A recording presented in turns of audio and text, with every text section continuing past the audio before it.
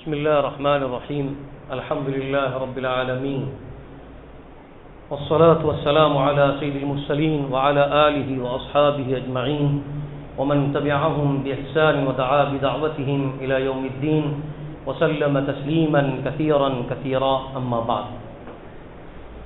میرے محترم بزرگوں، عزیزوں اور دوستوں، اللہ رب العزت نے انسانیت کی صلاح اور فلاح کے لیے اور فوز و کامیابی کے لیے مختلف اوقات میں نبیوں کو بھیجا، اور نبیوں کا سلسلہ حضرت آدم علیہ السلام سے شروع ہوا اور ہمارے اور آپ کے آقا نامدار حضرت محمد مصطفیٰ صلی اللہ علیہ وسلم پر نبوت کا سلسلہ ختم ہوا. اللہ رب العزت نے قرآن پاک کے اندر مختلف نبیوں کا تذکرہ فرمایا ہے، اور ہر نبی کی دعوت کو بھی سامنے رکھ کر پیش کیا گیا کہ ہر نبی جو اس دنیا میں آیا اس نے کس چیز کی دعوت دی اور کس کی طرف بلایا. تمام نبیوں نے اللہ کی وحدانیت کی دعوت دی، اللہ کو ایک ماننے کی دعوت دی، شرک سے دور رہنے اور شرک سے بچنے کی دعوت دی، اور اللہ کے احکامات پر عمل کرنے کی دعوت دی. تمام نبیوں کی تعلیم کا خلاصہ ہی نبی الگ الگ ہوا کرتے تھے، الگ الگ ان کا علاقہ ہوا کرتا تھا، الگ الگ قومیں ہوا کرتی تھیں، لیکن مشترکہ جو تعلیمات میں سے ہے وہ تعلیمات یہ تھی کہ اللہ کو ایک ماننا ہے، اپنے خالق اور مالک کو جاننا ہے اور اسی کی عبادت کرنی ہے، اس کے ساتھ کسی کو شریک نہیں ٹھہرانا، اور اس کے جو احکامات ہیں ان احکامات پر عمل کرنا. یہ ہے اجتماعی طور پر اور مجموعی طور پر اگر ہم دیکھیں گے تو تمام نبیوں کی مشترکہ تعلیم یہی تھی. اسی لیے حضرت آدم علیہ السلام کو اللہ نے بھیجا، اس کے بعد حضرت نوح علیہ السلام کو بھیجا، ابراہیم علیہ السلام آئے، اسماعیل علیہ السلام آئے، ہود علیہ السلام آئے، صالح علیہ السلام آئے. یہ جتنے بھی نبی آئے ان سب کی تعلیمات یہی تھی. اور آخر میں حضرت محمد مصطفیٰ صلی اللہ علیہ وسلم بھی یہی تعلیمات لے کر آئے. اب فرق اتنا تھا کہ اس سے پہلے جتنی بھی کتابیں تھیں اور جتنے بھی صحیفے تھے اللہ کے رسول کے بعد ان سب کو منسوخ کر دیا گیا. مثلا حضرت ابراہیم، حضرت شیس علیہ السلام پر تقریباً 50 صحیفے نازل ہوئے تھے، حضرت ابراہیم علیہ السلام پر 30 صحیفے نازل ہوئے تھے، ان سب کو منسوخ قرار دیا گیا. پھر حضرت عیسیٰ علیہ السلام پر انجیل، حضرت موسیٰ پر توریت، حضرت داؤد پر زبور، پھر آخر میں حضرت محمد مصطفیٰ صلی اللہ علیہ وسلم پر قرآن پاک نازل ہوا. اس سے پہلے جتنی بھی کتابیں، جتنی بھی صحیفے آئے ان سب کو منسوخ کر دیا گیا. آج کے خطبے میں خصوصی طور پر حضرت عیسیٰ علیہ السلام کے تعلق سے چند باتیں عرض کی گئی ہیں. پہلی بات تو یہ ہے کہ حضرت عیسیٰ علیہ السلام اللہ کے نبی سے پہلے والے رسول ہیں، یعنی آخر سے پہلے. ان کے بعد اصل میں آپ نے قرآن میں کئی آیتوں میں پڑھا ہوگا یا بنی اسرائیل، اللہ تعالیٰ کا خطاب ہے، یا بنی اسرائیل، یا بنی اسرائیل. اسرائیل کی بچے، اسرائیل کے اولاد، اسرائیل کے لڑکے. اصل میں اسرائیل نام کس کا تھا؟ اسرائیل نام ہے حضرت یعقوب علیہ السلام کا. اور یعقوب علیہ السلام کی اولاد میں آخری نبی، پہلے نبی حضرت یوسف علیہ السلام تھے، اور ان کی اولاد میں آخری نبی حضرت عیسیٰ علیہ السلام ہے. اور حضور پاک علیہ السلام حضرت اسماعیل علیہ السلام کی اولاد میں آخری نبی ہے. بہرحال اللہ نے حضرت یعقوب علیہ السلام کی اولاد میں بے شمار نبیوں کو بھیجا. بنی اسرائیل کو کہا جاتا ہے. حضرت ابو ہریرہ رضی اللہ عنہ روایت کرتے ہیں، ایک مرتبہ میں نے اللہ کے رسول علیہ السلام سے پوچھا کہ اللہ رب العزت نے کتنے نبیوں کو بھیجا؟ تو اللہ کے نبی علیہ السلام فرمایا 1,24,000 انبیاء علیہ السلام. بعض روات نے اس کے اندر کلام کیا ہے، مختلفی روایت ہے، لیکن اتنا طے ہے کہ بہت سے نبی بھیجے، لیکن سب کے نام قرآن پاک کے اندر مذکور نہیں ہے. صرف 24 یا 25 انبیاء علیہ السلام کے نام ملتے ہیں جو قرآن پاک کے اندر ان کے نام مذکور ہے. بہرحال اللہ رب العزت نے انسان کی جو پیدائش کا نظام بنایا تھا وہ حضرت آدم سے بنایا. اور ہم سب جانتے ہیں کہ اللہ تعالیٰ نے حضرت آدم کو اپنے ہاتھوں سے بنایا، بغیر باپ کے پیدا کیا، بغیر ماں کے پیدا کیا. اور جب ان کا وجود ہوا تو اللہ نے حکم دیا فرشتوں سے اور اس وقت کی جتنی مخلوقات تھی ان سے کہا آپ ان کے سامنے سجدہ کیجئے. سبوں نے سجدہ کیا, ابلیس نے سجدہ نہیں کیا. ایک سجدہ نہ کرنے کی وجہ سے وہ مارا گیا اور اللہ تعالیٰ کی نظروں میں اس کو ملعون قرار دیا. پھر حضرت حوا اور حضرت آدم دونوں میاں بیوی جنت کے اندر تھے, بڑے خوش تھے, لیکن شیطان ان کو بہکایا. اللہ نے منع کیا تھا کہ اس درخت کے قریب مت جانا, لیکن وہ دونوں شیطان کے بہکاوے میں آ گئے اور اس پھل کو کھا لیا جس کو منع کیا گیا تھا. پھر اس کی وجہ سے آپ جنت سے نکال کر دنیا میں بھیجے گئے. یہ واقعہ حضرت آدم علیہ السلام کا ہے. پھر اللہ رب العزت نے حضرت عیسیٰ علیہ السلام کو بغیر باپ کے پیدا کیا. یہودیوں کا عقیدہ, نصارا کا عقیدہ مختلف ہے. کبھی ان کو انہوں نے کہا کہ یہ اللہ کے بیٹے ہیں, کبھی ان کو کہا گیا کہ یہ تین کے ایک ہیں, یعنی تین میں سے ایک ہیں, جس کو ثالث الثلاثہ کہا گیا. اور پھر بھی بہت سے عقیدے ان کے بارے میں گاڑ دیا گئے تھے اور لوگوں کے اندر مشہور کر دیا گیا. لیکن اللہ رب العزت نے خود حضرت عیسیٰ علیہ السلام کی زبان سے یہ الفاظ کہلوائے تھے اس وقت, انی عبداللہ, بے شک میں اللہ کا بندہ ہوں, اللہ کا غلام ہوں. تو معلوم یہ ہوا کہ حضرت عیسیٰ علیہ السلام اللہ کے بیٹے نہیں تھے, اللہ کا عبد تھے. عبد, انا عبداللہ, اللہ کا غلام, میں بیٹا نہیں ہوں. یہ صاف انہوں نے انکار کر دیا. مطلب حضرت عیسیٰ علیہ السلام اللہ کے بندے ہیں, اللہ کے بیٹے نہیں ہیں, جیسے کہ عیسائی قوم اور یہودی قوم کہتی آ رہی ہے. اللہ نے اس کا انکار کر دیا تھا حضرت عیسیٰ علیہ السلام کی زبان سے. اصل میں ان کی والدہ تھی حنا اور ان کے والد تھے عمران, جو حضرت مریم علیہ السلام کے والد تھے. عمران وہ بڑے بوڑھے ہو گئے تھے, ان کو اولاد کی تمنا تھی.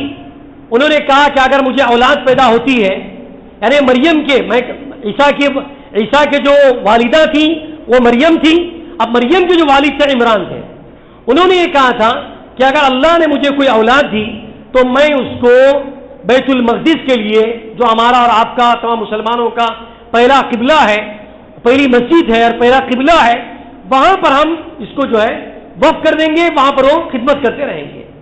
یہ انہوں نے کہا تھا.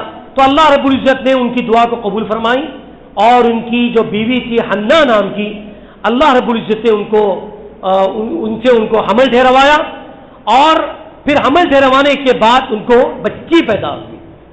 لیکن عام معمول یہ تھا کہ بیت المقدس کے اندر خدمت کرنے کے لیے لڑکوں کو قبول کیا جاتا تھا, لڑکیوں کو قبول نہیں کیا جاتا تھا.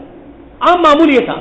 لیکن اب یہاں پر اللہ رب العزت سے حضرت عمران کی بیوی نے کہہ دیا تھا کہ اگر مجھے بچہ پیدا ہوتا ہے تو میں اس کو بیت المقدس وقف کر دوں گی.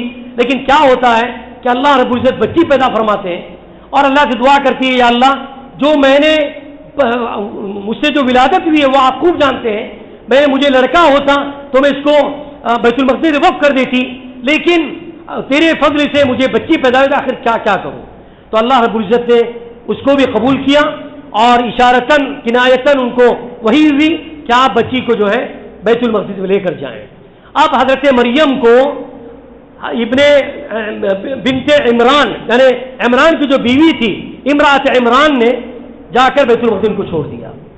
اب مسئلہ تھا کہ ان کی کفالت کون کریں گے. کفالت کے بہت سے لوگ اور موجود تھے, سبوں نے کہا کہ ہم اس کی کفالت کریں گے, ہم اس کی کفالت کریں گے. حضرت زکریا علیہ السلام کا تذکرہ قرآن پاک ملتا ہے. یہ اس کے خالو تھے, حضرت مریم علیہ السلام کے یہ خالو بھی لگتے تھے. تو وہاں پر اس وقت جو ہے بہت سے لوگ کھڑے ہو گئے کہ ہم ان کی کفالت کریں گے. اب کفالت کی ذمہ داری کس کو دے دی جائے, تو اس وقت قرآن نکالی گئی اور قرآن کا معمول یہ تھا کہ یہ ایک دیگچی کے اندر پانی لایا جاتا تھا اور پانی کے اندر قلم کو ڈالا جاتا تھا. اب جس کا قلم ڈوب گیا اس کا قرآن نہیں نکلے گا, اور جس کا قلم اوپر رہے گا تو اس کو گویا کہ وہ جیت گیا, اس کے نام میں قرآن نکلے گا اور یہ بچی اس کے حوالے کر دی جائے گی. تو حضرت زکریا بھی تھے, دوسرے لوگ بھی تھے, سبوں نے اپنا قلم ڈال دیا. تو دیکھا گیا کہ حضرت زکریا علیہ السلام کا جو قلم تھا وہ بالکل پانی کے اوپر تھا. پھر یہ طے کیا گیا کہ ان کی کفالت حضرت زکریا کریں گے. تو اسی مسجد کے اندر ایک محراب تھا, جیسے یہاں پر محراب ہے, ان کے اندر بہت سے محراب ہوتے تھے. گویا کہ وہ محراب ایک کمرہ تھا. حضرت مریم علیہ السلام کی پرورش ایک کمرے میں ہوئی. وہاں پر میں کوئی مر جاتا تھا, وہ بڑی عبادت گزار تھی, بڑی پاکدامن تھی، کوئی مرد ان کے سامنے نہ جاتا تھا بلکہ حجاب کے اندر رہتی تھی۔ ایک دن اچانک ایسا ہوا کہ اللہ کا فرشتہ آیا، اللہ نے ان کو بھیجا تھا۔ وہ دیکھ کر گھبرا گئی، وہ بالکل جوان تھی، دیکھ کر گھبرا گئی کہ آج تک میرے نزدیک کوئی مرد نہیں آیا، یا اچانک کون سا انسان آ گیا؟ تو انہوں نے کہا کہ میں اللہ کا فرشتہ ہوں اور اللہ تعالیٰ نے مجھے اس لیے بھیجا ہے تاکہ آپ کو بچہ پیدا ہونا ہے، بچہ پیدا ہونا ہے اور آپ کو بھیجا ہے۔ تو فرمایا کہ مجھے آج تک نہ میں کوئی غلط کام کی ہوں، نہ میں اس کام کی طرف راغب ہوں، نہ آج تک مجھے کسی بشر نے چھوا ہے، کسی نے میری ملاقات نہیں کی ہے، تو مجھے بچہ کیسا پیدا ہو سکتا ہے؟ تو اس فرشتے نے کہا کہ اللہ تعالیٰ ہر چیز پر قادر ہے، اور دور کھڑے ہو کر حضرت جبرائیل علیہ الصلوۃ والسلام جو انسان کی شکل میں آئے تھے، انہوں نے ان کی آستین پر پھونک ماری، ایسے پھونکنے کے بعد وہ حمل ٹھہر گیا، اور حمل ٹھہرنے کے بعد بچہ جب پیدا ہونے کا وقت قریب آ گیا تو خود حضرت مریم علیہ السلام کہتی ہے کہ میں گھبرا گئی، آخر میں لوگوں سے کیا کہوں گی؟ لوگ مجھ کو الزام لگائیں گے کہ یہ زناکار ہے، نعوذ باللہ بدکار ہے، یہ ایسا کام ایسا حرکت کیوں کی، ایسا لوگ کہیں گے، اور اچھا ہے کہ میں مر جاؤں۔ ارے مرنے کی تمنا کرنے لگ گئی حضرت مریم علیہ السلام۔ لیکن یہ سب چیز کیسے ہو رہا تھا؟ اللہ تعالیٰ کی قدرت سے ہو رہا تھا۔ بڑی پاکدامن تھی، بڑی پاکیزہ عورت تھی، آج تک کسی نے ان کو دیکھا نہیں تھا، حجاب پہ رہنے والی تھی، لیکن اللہ کا نظام ایسا تھا کہ اللہ بغیر باپ کے ایک اولاد کو پیدا کرنا چاہتے تھے، اور اس کا انتخاب حضرت مریم علیہ السلام کو اللہ نے دیا۔ پھر جب وہ حاملہ ہو گئی اور قریب الوضع تھی، یعنی حمل کے وضع کے جب قریب ہوگی، بچہ پیدا ہونے کے قریب ہو گئی، تو اللہ نے حکم دیا کہ اس مسجد کو چھوڑ کر آپ دوسری جگہ چلے جائیں۔ وہاں پر ایک ایسی جگہ پر چلے گئے جہاں پر کوئی دیکھنے والا نہیں تھا، وہاں پر صرف ایک پانی کی نہر آپ کے لیے جاری کر دی گئی، اور کھجور کا ایک درخت تھا، کھجور کو کا درخت ہلاتی تھی تو کھجور گرتے تھے، کھجور کھاتی تھی اور پانی پیتی تھی۔ پھر آپ کا وجہ حمل ہو گیا، بچے کو لے کر، بچہ جب پیدا ہوا کہ اللہ نے حکم دیا کہ اس بچے کو لے کر آپ اپنے قوم میں جائیے۔ یہ بہت بڑا امتحان تھا اس وقت حضرت مریم علیہ السلام کا، کہ ایک تو حاملہ ہوئی اور لوگ اب کیا کہیں گے، بچہ کو ساتھ میں لے کر آئیں گے۔ تو اللہ نے حکم دیا کہ آپ کو روزہ رکھنا ہے، آپ کچھ بات نہیں کریں گی، اگر کوئی لوگ سوال کریں گے تو آپ اشارہ کر دینا بچے کی طرف، اب بچہ جو کچھ ہے بچہ اس کا جواب دے گا، بالکل چھوٹا بچہ۔ بعض روایت میں آتا ہے کہ 3 دن کا بچہ ہے، اور بعض روایت میں آتا ہے کہ 40 دن کا بچہ تھا۔ بہرحال حضرت مریم علیہ السلام اس بچے کو لے کر قوم میں آئی، لوگوں نے سوال کر دیا تو آپ خاموش رہ گئے۔ یہ تمام قرآن کے اندر آل عمران کی اگر سورت آپ پڑھیں گے تو یہ تمام واقعات آپ کو کھل کر ملیں گے۔ تو وہ خاموش رہیں اور اشارہ کیا بچے کی طرف، تو وہی لفظ بچہ بول اٹھا، انی انا عبداللہ، بے شک میں اللہ کا غلام ہوں، اللہ کا بندہ ہوں۔ اور پھر یہ فرمایا کہ آتانی الکتاب، اللہ نے مجھے کتاب دیا ہے اور مجھے نبی بنایا۔ یہ کون کہہ رہے ہیں؟ یہ ایک چھوٹا سا بچہ جو گہوارے میں ہے، جو ماں کی گود میں ہے، وہ بچہ حضرت عیسیٰ علیہ السلام ہے۔ وہ اپنی زبان سے الفاظ نکال رہے ہیں کہ میں اللہ کا بندہ ہوں۔ بہرحال مختصراً یہ ہے کہ جب حضرت عیسیٰ علیہ السلام کی پیدائش ہوئی تو پھر اللہ رب العزت کو نبی بنایا اور ان کو کتاب دے دی گئی۔ انجیل جو کتاب تھی یہودیوں کے عیسائیوں کے پاس آج بھی موجود ہے، لیکن اس کے اندر تحریفات کی گئی ہیں، بہت کافی تبدیلی کی گئی ہے۔ اب لوگ جو ہیں، اسی موقع پر میں ایک بات آپ کو بتانا چاہ رہا ہوں کہ حضرت عیسیٰ علیہ السلام کی پیدائش پر لوگ خوشیاں مناتے ہیں، ایک دوسرے کو مبارکباد پیش کرتے ہیں، اور مسلمان ان کی مجلسوں میں شریک ہوتے ہیں۔ کیا یہ مبارکبادی دینا، کیا ان کی مجلسوں میں شریک ہونا، کیا جس کو ہم کرسمس کہتے ہیں، جو عیسائی جس کو کرسمس کہتے ہیں، اصل میں یہ 2 لفظوں سے بنا ہے۔ کرائسٹ کہتے ہیں حضرت عیسیٰ علیہ السلام کو، اور ماس کہتے ہیں اجتماع کو۔ اصل میں 14ویں صدی میں جب 324 یا 325 صدی کے اندر ان کے پاپس اور ان کے بڑے بڑے لوگوں نے اپنے کنیساؤں کے اندر، گرجاؤں کے اندر اور چرچوں کے اندر بڑے بڑے اجتماعات انہوں نے قائم کیا۔ سب سے پہلے، اس سے پہلے ان کا کوئی شمار نہیں تھا۔ یہ 4ویں صدی کے اندر یعنی 325 عیسوی کے اندر بعض لوگوں نے یہ طے کیا کہ عیسیٰ علیہ السلام کی پیدائش جو ہے 25 دسمبر کو ہوئی ہے۔ حالانکہ یہ طے نہیں ہے، یہ تاریخی اعتبار سے یہ دن غلط آتا ہے اور یہ طے نہیں ہے، لیکن ان کے عقیدے کے مطابق 25واں جو دن مناتے ہیں، منانے کی اصل شکل کیا تھی؟ اصل میں یہ تھا عیسیٰ علیہ السلام کی جو تعلیمات تھی اور حضرت مریم کی جو پاک دامنی تھی لوگوں کو بتلانے کے لیے یہ مجلسیں منعقد کرتے تھے. اب یہ کافی عرصہ اس طرح گزر چکا, 200 سال گزر چکے ہیں اور کیسے کیسے 2000 سال گزر چکے ہیں. اب کیسے کیسے اس کے اندر تبدیلی آ چکی ہے. ہم سب دیکھ رہے ہیں کہ حضرت عیسیٰ کے نام پر کتنی زناکاری ہوتی ہے, حضرت عیسیٰ کے نام پر کتنی بدکاری ہوتی ہے, کتنی شراب نوشی ہوتی ہے. آپ اگر صرف اس ایک دن کے اندر شراب پینے والوں کی تعداد اور شراب بیچی جانے والوں کی تعداد اگر آپ واٹس ایپ پہ جا کر آپ دیکھیں گے یا کسی ویب پہ جا کر دیکھیں گے تو آپ کو پتا چلے گا کتنی پاؤنڈز کی اور کتنے ڈالرز کی شرابیں بکتی ہیں اور شرابیں پی جاتی ہیں. یہ سب اس کے اندر مسلمان بھی شریک ہیں, یہودی بھی شریک ہیں, عیسائی بھی شریک ہیں. تو ہم کو اور آپ کو سمجھنا چاہیے کہ اللہ کے نبی حضرت عیسیٰ علیہ السلام ان کی والدہ بڑی پاک دمن تھی. یہ اللہ کے بیٹے نہیں ہیں, یہ اللہ کے اولاد نہیں ہے. اللہ تعالیٰ کو نہ کوئی بیٹا ہے, نہ کوئی بیٹی ہے, نہ کوئی بیوی ہے. اللہ نے اس کا صاف انکار کر دیا قرآن پاک کے اندر. لیکن ان کے عقیدے کے مطابق, عیسائیوں کے عقیدے کے مطابق یہ اللہ کے بیٹے مانتے ہیں اور یہ کہتے ہیں کہ ان کو سولی پر چڑھایا گیا اور اپنی قوم کے جتنے بھی گناہ ہیں وہ سب معاف کر دیے گئے. اس طرح کا ان کا عقیدہ ہے. لیکن ہمارا آپ کا مسلمان ہونے کے حیثیت سے عقیدہ یہ ہے کہ اللہ رب العزت نے حضرت مریم سے ان کی پیدائش ہوئی ہے, یہ بغیر باپ کے پیدا ہوئے ہیں. اللہ نے اپنے روح کو حضرت روح کے ذریعے سے اپنے روح کو فرشتے کے ذریعے سے پھونکا اور پھر اس سے ان کو حمل ٹھہرا, پھر بچہ پیدا ہوا. بغیر باپ کے پیدا ہوئے. یہ اللہ کے نبی تھے, اللہ نے کو کتاب دی تھی اور یہ برگزیدہ بندے تھے, بڑے محترم نبی تھے. اور قیامت یہ دنیا کے اندر یہ اللہ تعالیٰ نے ان کو آسمان پہ اٹھا لیا ہے. یہ میرا اور آپ کا عقیدہ یہ ہے. اللہ نے اس کو قرآن میں بتلایا ہے وما قتلوہ وما صلبوہ, لوگوں نے ان کو قتل کیا ہے نہ ان کو صلیب پر چڑھایا ہے.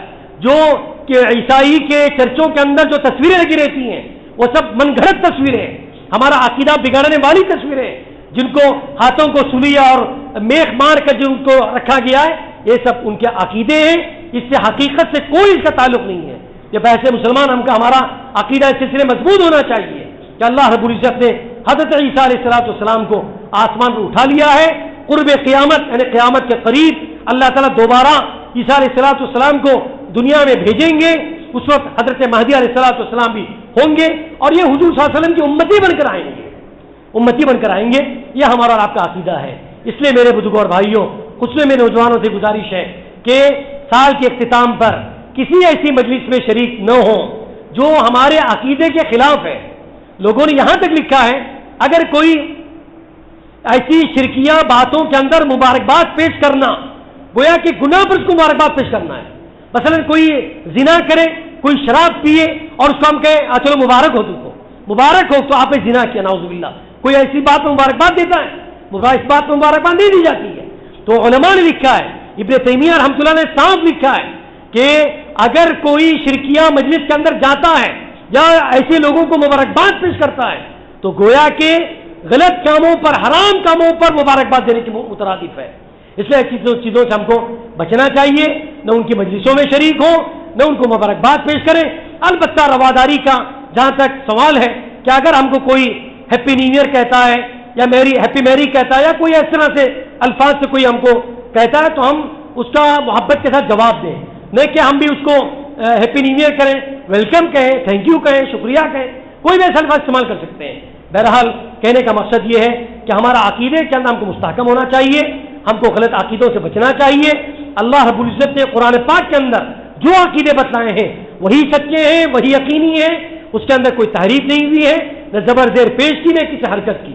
البتہ اس کے علاوہ جتنی بھی کتابیں ہمارے پاس موجود ہیں اور جو عقیدے سامنے آتے ہیں ان کے اندر تحریف کی گئی ہے. اللہ سے ہم دعا کرتے ہیں کہ اللہ تعالیٰ مجھے بھی اور آپ کو بھی ان سچے عقیدوں پر عمل کی توفیق عطا فرمائے. وآخر دعوانا الحمدللہ رب العالمین. سبحان اللہ بحمدک, سبحانک اللہم بحمدک, نشہد ان لا الہ الا انت, نستغفرک ونتوب الیک.